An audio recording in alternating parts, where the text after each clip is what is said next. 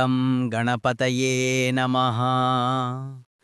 శుక్లాంబరధరం విష్ణుః శశివర్ణం చతుర్భుజం ప్రసన్నవదనం ధ్యాయేత్ సర్వవిఘ్నోపశాంతయే.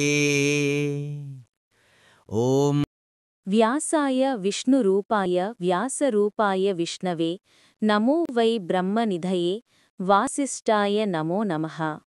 లోపాముద్రతో కలిసి కైలాసానికి వెళ్ళి కుమారస్వామిని అభ్యర్థించి కథలు గాథలు అనేకం తెలుసుకున్నాడు.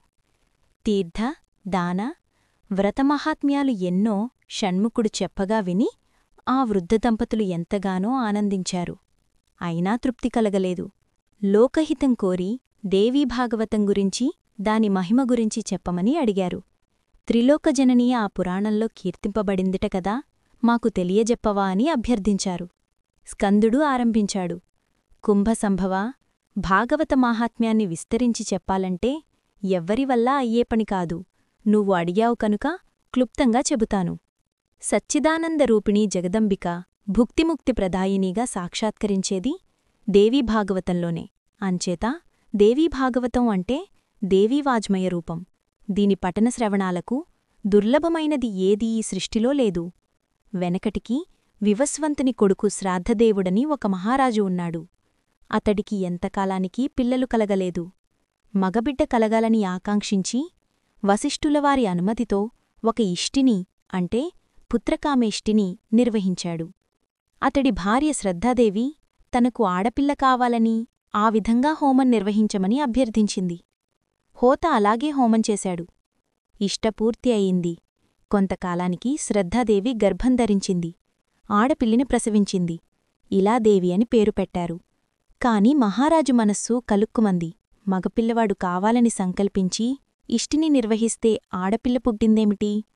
గురువుత్తమా, ఈ సంకల్పవైషమ్యం ఎలా జరిగింది అని వశిష్ఠులవారిని అడిగాడు. వ్యతిక్రమం ఎందుకు జరిగిందో ఎలా జరిగిందో చెప్పి ఇలాదేవి మగవాడుగా మారాలంటే ఈశ్వరుణ్ణి ప్రార్థించమని సలహా చెప్పాడు వశిష్ఠుడు. శ్రాద్ధదేవుడు శివుణ్ణి ప్రార్థించాడు. శివానుగ్రహమూ గురువు అనుగ్రహమూ కలిసి ఇలాదేవి పురుషుడుగా మారిపోయింది. సుద్యుమ్నుడు అని అప్పుడు మళ్లీ నామకరణం చేశారు. ఆ రాజకుమారుడు సకల విద్యలకు సముద్రుడయ్యాడు. యవ్వనంలోకి అడుగుపెట్టాడు. ఒకనాడు వేటకోసం ఒక మహావనంలోకి అడుగుపెట్టాడు. పరివారంతో కలిసి రథారూఢుడై అడవినుంచి అడవికి పయనిస్తున్నాడు. మేరుపర్వతానికి చెరువలో ఉన్న ఒక వనం చేరుకున్నాడు. ఆ వనానికి ఒక చరిత్ర ఉంది. ఒకప్పుడు శివపార్వతులు అక్కడ క్రీడిస్తుండగా శివదర్శనలాలసులైన మునులు తెలియక హఠాత్తుగా ప్రవేశించారు. పార్వతి సిగ్గుపడింది. అది గ్రహించిన మునులు వెంటనే వెళ్ళి శ్రీహరిని శరణు వేడుకున్నారు. కాని పార్వతిని సముదాయించడం కోసం శివుడు ఆ వనానికి ఒక శాపం ఇచ్చాడు. ఈ రోజునుంచి ఈ వనంలోకి ప్రవేశించిన పురుషులెవ్వరైనా సరే స్త్రీలుగా మారిపోతారు అని కట్టడి చేశాడు. ఈ వృత్తాంతం తెలిసిన పురుషులెవ్వరూ ఈ వనం దరిదాపులకనా వెళ్లరు. మన సుద్యుమ్నుడికి ఈ విషయం తెలియక ప్రవేశించాడు. ప్రవేశించడమేమిటి? తాను తన తోటివారు అందరూ స్త్రీలుగా మారిపోయారు. మగగుర్రాలు కూడా ఆడగుర్రాలైపోయాయి. కారణం తెలియక నివ్వెరపోయారు. చేసేది లేక అలాగే ఆ అరణ్యాల్లో సంచరించారు. సంచరిస్తూ సంచరిస్తూ బుధుడి ఆశ్రమం చేరుకున్నారు.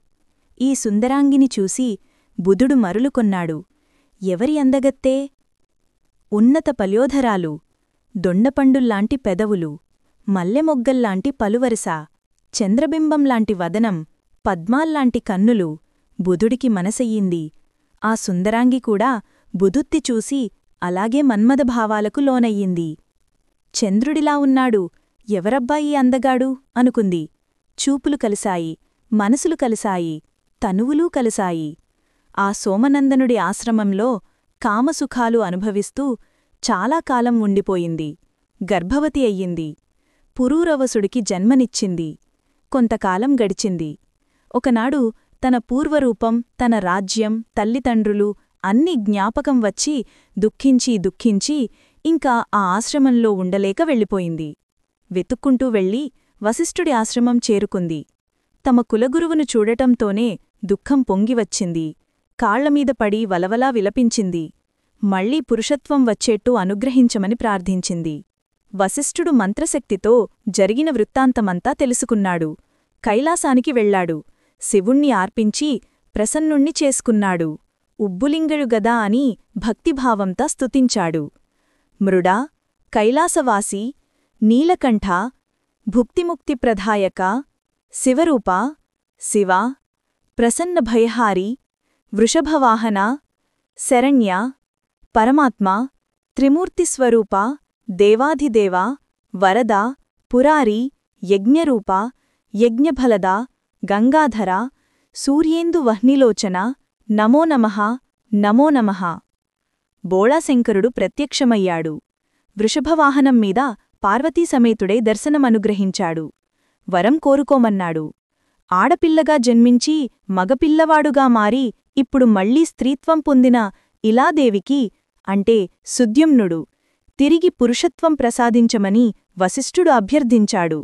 శివుడు ఆమోదించాడు. 1 నెల పురుషుడుగా 1 నెల స్త్రీగా ఉంటుందని అభ్యనుజ్ఞ ఇచ్చి శివుడు అంతర్ధానం చెందాడు. వశిష్ఠుడు అంతటితో సంతృప్తి చెందక జగదీశ్వరిని స్తుతించాడు.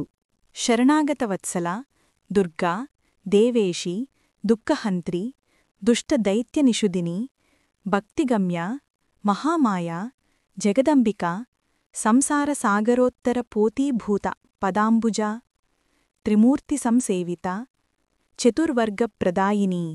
నిన్ను స్తుతించాలంటే సమర్థుడెవడు? కేవలం భక్తితో నమస్కరించడం తప్ప? వశిష్ఠుడి స్తోత్రానికి జగదీశ్వరి ప్రసన్నురాలయ్యుంది. సుద్యుమ్నుడి మందిరానికి వెళ్ళి భక్తితో నన్ను అర్చించు. నాకు అత్యంత ప్రీతిపాత్రమైన దేవీ భాగవతాన్ని నవాహోనియమంతో అతడికి వినిపించు. అది ముగిసేసరికి తిరిగి పుంస్త్వం పొందుతాడు అని ఆజ్ఞాపించింది. వశిష్ఠుడు సంబరపడ్డాడు. ఆశ్రమానికి తిరిగి వచ్చాడు. దేవీ ఆజ్ఞను వివరించాడు. ఆశ్వయుజ శుక్లపక్షంలో దేవిని ఆరాధింపచేసి భాగవతం తానే పురాణ శ్రవణం చేయించాడు. సుద్యుమ్నుడు భక్తిగా విన్నాడు.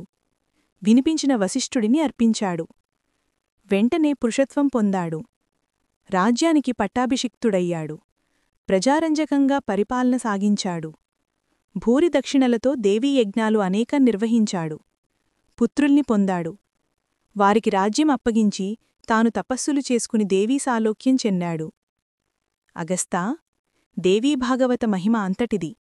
చదివినవారికి విన్నవారికి సకలవాంఛాప్రదం, ఇహపరాలకు సాధకం అని చెప్పి కుమారస్వామి ఇతిహాసాన్ని ముగించాడు. అగస్త్యుడు సంతృప్తి చెందలేదు. ఇంకా ఇలాంటి విచిత్రమైన కథలు, దేవీభాగవత మహిమను చెప్పే ఇతిహాసాలు ఏమైనా ఉంటే వినిపించమని ప్రార్థించాడు. స్కందుడు కొనసాగించాడు. అగస్త్యా, భగవత్యాహ ఇదం భాగవతం అని దీని వ్యుత్పత్తి. గాయత్రీ మహిమ విస్తారంగా వర్ణింపబడింది. అందుకని కూడా దీనికి భాగవతమని పేరు. బ్రహ్మవిష్ణుశివారాధ్య ఆ భగవతి, ఈ తల్లి మహిమను తెలియజెప్పే మరొక విచిత్రగాథ ఉంది. చెప్తున్నాను, వినండి. ఋతవాకని ఒక మహర్షి ఉండేవాడు. అతడికి ధర్మపత్ని వల్ల ఒక కుమారుడు జన్మించాడు.